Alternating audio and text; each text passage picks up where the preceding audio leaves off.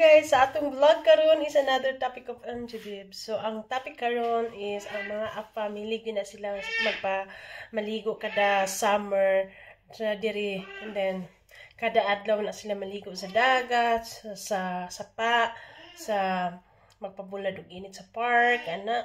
So, mag-bikini, yun na sila mga kalalab ang mga afam. So, I don't know sa ubang lugar, kung same ba diri sa amo ang lugar, diri sa Italy, kaysa diri sa Italy, kada adlaw yun na sila mga ligo ang mga afam. So, first time kada adto na mo sa kuan, kada adto na mo sa Follonica, like mag-summer. So, maligo yun na, puno yun na ang kanang Follonica sa mga tourists kay mga ligo og dagat. So kada adlaw na sila mga ligo dagat, unya mag-prepare na sila sa ilang kagalingon nga umbrella, lang mga costume for swimming, and then para higda-higdaanan, maghigda-higda din na sa kanang sa beach kay magpabulad sila sa init, maligog dagat, magpabulad og init. So mo na ang mga afam diri sa Italy, mga kalalab.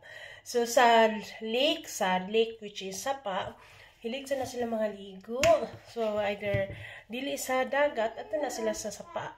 No? Kung dili, ato na sila sa kanang mga waterfalls, na mga ligo na sila na dinha kung naay waterfalls. Basta kung naay tubig, ang mga puti, ang mga afam, hilig na sila mga ligo kada adlaw.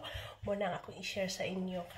Marasan ako, ginan ko magpabulad og init, pero ang akong afam na ba, dili na siya pwede magbulad og init og dugay, no, maligog dagat, nga mabularan sa init, kay sensitive kay na siya og panit, kauban sa diya sa akong baby.